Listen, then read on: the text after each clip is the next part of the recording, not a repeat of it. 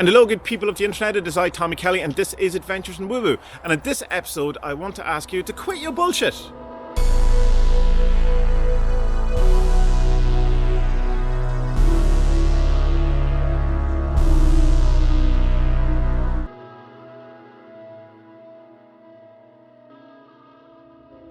welcome once again to this wonderful forest. This is Ravensdale again. We've done a number of videos, podcasts here.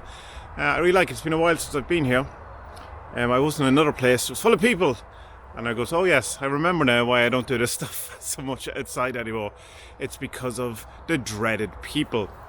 But anyway, out in Ravensdale, beside a tree, I will get some footage that looks like elephants in numerous places. It's really cool. But what I wanted to talk about today is this idea of not adding to the already huge amount of bullshit that is in the world, and specifically in kind of spiritual, occult or magic circles.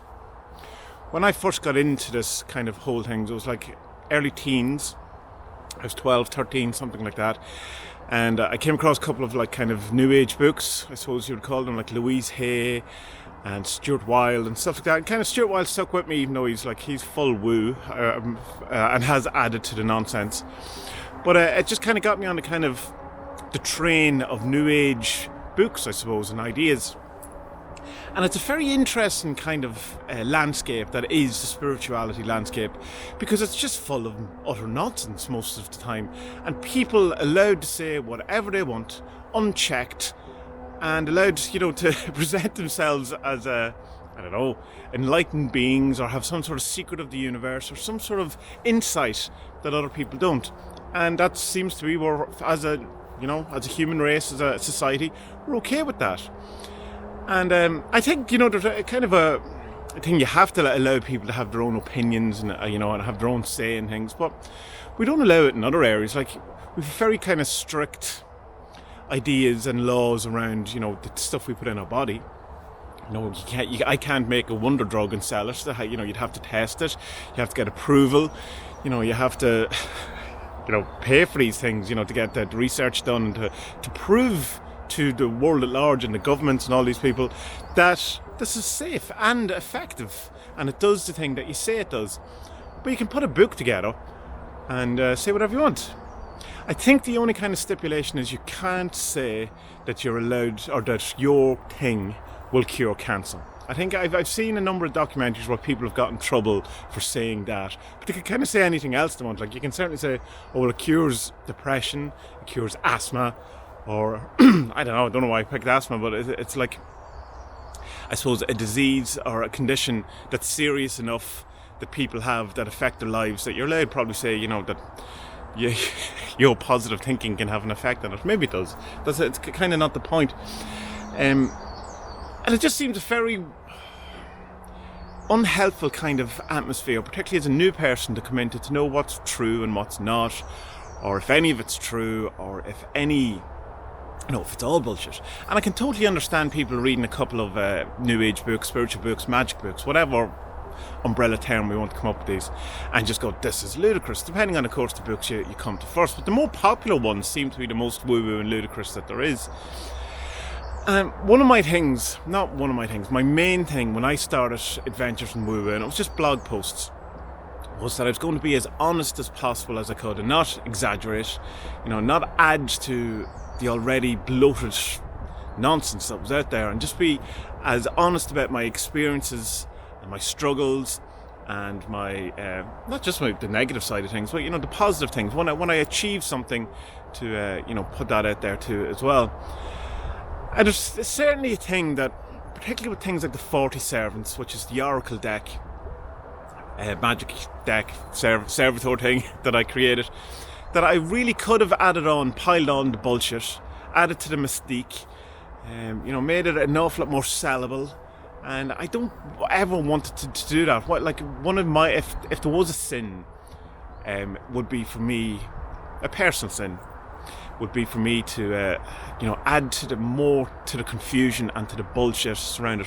Which is why I try to be as clear as possible when people ask me questions about the 47s and what do you think they are? Do you think they're spirits? Do you think they're... And I did a whole podcast about this with Spud, and the Tommy and Spud talk about 47s, link in the show description. And I'm always very hesitant about that because I don't know. Like, I'm not invincible in the way Gordon White talks about invincible. And if you don't know what I'm talking about, I'll explain it briefly. In the Chaos Protocols, Gordon White of RuneSoup, great man, talks about becoming invincible, which is getting yourself to a point where there's no turning back, that you know that magic exists, or that there's more to life than this reductionist materialist would say. You know, and he offers things of like having a psychedelic experience, or, you know, you do some sort of magic that, you know, you get in contact with the spirits or whatever it is. Or if you have had if you were abducted by UFOs or aliens when you were a kid, you don't need this type of thing, you're already invincible. And I am not in any way invincible in that. I'm not convinced on magic as an actual thing. I'm not convinced on spirits. I'm not convinced that when you die, anything happens other than you die and you cease to be. None of it. I certainly have ideas about it, but I don't want to be coming across to people and saying that, oh, this is true. You know, like the 47s are 100% things. They're spirits. You can talk to them. All these things, and which is why I describe them as they're ideas, because it's the most comfortable thing I can talk to them around to describe them as, because that's what they are. That's not to downplay what ideas are in my mind. It's to upplay what ideas are. Ideas are the most powerful thing in the entire universe. For me, anyway, and I think I can say that about what servitors or 47s are without adding to the nonsense, to further bloat whatever, because I think it's true. There are certainly ideas that can be helpful, and seeing things from their perspective can certainly open up avenues in almost magic type terms, like you would describe as magic things. But again, there's so much UPG in the occult circles and magic circles. And UPG, if you don't know what that is, it's unverified personal gnosis. And it's basically the idea that something happens to you, or you have some sort of revelation that reveals the universe to you in some way. And then you go out and you demand that everyone else has to believe that as well. Sometimes it's for validation of your own beliefs. That's why people force it on other people's. But some people, genuinely think this is the truth of the universe and all that. But for me, all that kind of UPG stuff is adding to the sum bloat of bullshit in the whole thing, because it's unverified, it's unknown. At the end of the day, I don't care who anyone is. No one knows. No one knows if magic is 100% real. People can have a strong kind of like a determination that it is real, or they can have experiences that seem real, but we don't know. And we don't know what happens when we die, and we can have kind of ideas around it, and we can kind of guess, and we can look at certain evidence, and we can read it in different ways, but we all know how we feel ourselves. I, for example, have an absolute clear memory when we were building the house, me and my wife were building the house years and years ago, of going to this particular house and going, we'll steal a bit of the layout of the house from that. And, then we did. And I can go down with the architect. Kind of the hazy bit is what the architect and shown. This is kind of what we're thinking about for the shape of the house. Now, that didn't happen at all, remotely. Because the house that I thought that happened at was built after our house. So what do you do with a thought like that, where it goes, it seems so real, and I'm convinced it's real, but it's absolutely not real. And I remember then, about another time, when I was about 18 or 19, I was living with a bunch of people. It was the first time I'd moved out of my parents' house, and I was out and about having a great old time. And there was like, I don't know how many was in it. So 7 or 8 in this house. It was kind of like a student house. I wasn't a student at the time, but I was living with students, because the guy who I was friends with in it was a student. And kind of to encapsulate that kind of era in my life, I created a memory of us all kind of playing in the snow, throwing snowballs at each other. And I go, well, that's a perfect example. And I have the different people's expressions and all of these things. And I knew I was creating this memory just as an encapsulation, as a kind of an experiment to see if I could. And over the years, I kind of think about that and add to it. And that memory is as crystal clear in my mind as a real memory is. It has the same quality, it has the same feel, it comes from the same, kind of direction in my mind as a real memory, if you're from an NLP point of view. And I know it's not real. So I have a very kind of self-doubt about any of the experiences I've had. I've seen stars exploding in the night, a thing that I absolutely cannot explain, and it definitely happened. And it wasn't an airplane, it wasn't a firework or something, but it's like, well, what is that? I don't know what it is. And this isn't also to kind of poo-poo or to negate other people's experiences, or to say No one knows. Possibly Gordon Mike doesn't know that magic exists, and he has gone, he's absolutely invincible beyond a shadow of a doubt, and he knows it, and I'm just a foolish man saying that, we should keep a bit of doubt in all of these type of things. And not to pick on Gordon White, I could have picked any name out of the hat. But it's, as I say, it's not to negate any of these things. What I find is the most helpful of all of this is to act as if it's true and see if it's useful to you. And that's what I do. It's a working hypothesis that magic exists, and it works for me.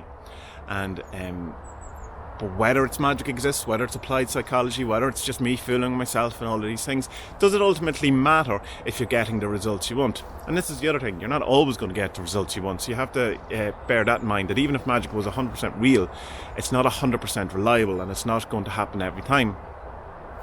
So there's so many factors and so many possibilities, and I'm going to get off the kind of my train of thought about it, but what I wanted to say is just that be aware of the amount of bloat that's in this. Be aware of the amount of bullshit that goes on in all of these. All the myriad of books that are out there that just talk utter nonsense and just kind of add that are more about themselves. I've got a book recently, and a guy asked me to review the book, and I said I'll review the book or I'll mention on the podcast only on the condition that I like it, and I hated it. So it was all about the person themselves who's writing it. It was ostensibly a book on how to do magic, but it was about how great this person was, and all of these kind of ludicrous ideas presented as absolute fact, and that kind of old trick of, they don't want you to know this is a deep dark secret, and the occult people are trying to keep it for you, and all of this nonsense.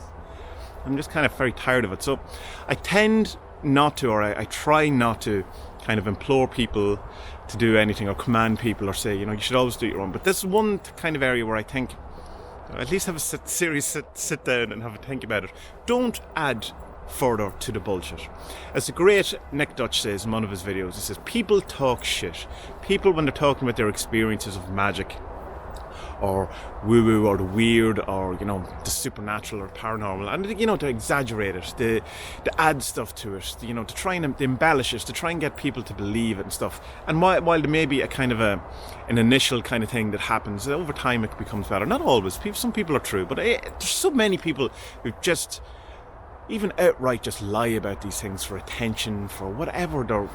People have massive agendas, and the older I get, the more I just see including my own bullshit. I'm a person. I'm including totally my own self. Like the recent kind of revelations around how I operate on a kind of a victim level, and I have a kind of a manipulation thing, and loads of other things that's coming out through doing different kind of introspection and shadow work and stuff. Realize, Jesus, I'm full of shit. So if I'm full of shit, I guess I can't be that unique. I assume most people are full of shit too. You may be not full of shit, and if you're not, I apologise for lumping you in that kind of bundle. So when you're telling a story, or when you're talking about the efficacy of your magic, or the great results, or the things you get, or when you're demanding that your UPG is true, when you're on Facebook and someone goes, I think Lilith is this, and you go, no, I've been speaking to Lilith for years. Just I implore you, I ask you, as a favour, not as a commandment, to possibly not do that. To not write the book full of stuff that you don't know about, that you don't actually have an experience about, that you're just kind of rehashing other people's ideas and kind of presenting them as true, or you have a kind of a vague notion about something that you wish was true and you present as fact, or there's a book Oprah wrote, this is what I know to be true, and I've never read it and I possibly never will, but I really like the title, about writing something about or talking about things that you only know to be true. Now that's not to say you can't speculate with friends, or you can't talk around things or come up with ideas and stuff like that. It is, but only to present fact when it's fact in your head. And even with that, with the caveat of I could be wrong, or my opinions are subject to change, whatever. That's kind of what I always... I'm getting attacked by trees here. What my intention was with the video, with the podcast, with the blog, with my books, with my comics, with the False Servants, with all of it was to not add to the bullshit of it, and to come from the most honest place I can and go, I don't know, or this is how it worked for me, and only kind of never exaggerate, never embellish, never say things that I don't really think are true, never say things that I wish were true. And if I'm giving people advice, never to kind of add to the fantasy or add to, you don't want to do more harm to these things. You want to cut through. It's like Anton LaVey at the beginning of the Satanic Bible, where he goes, All books in magic are full of crap and full of useless things and lies and all of this. And then his idea was then to write a book that didn't have any of that. Of course, there is plenty of that in the Satanic Bible. But that's kind of my aim. My motto is not to add to the bloat of bullshit that is prevalent in this magic, occult, spiritual, New Age circle. And my favour that I ask of you is to also maybe not do that. So, good people of the internet, until our next adventure, be well.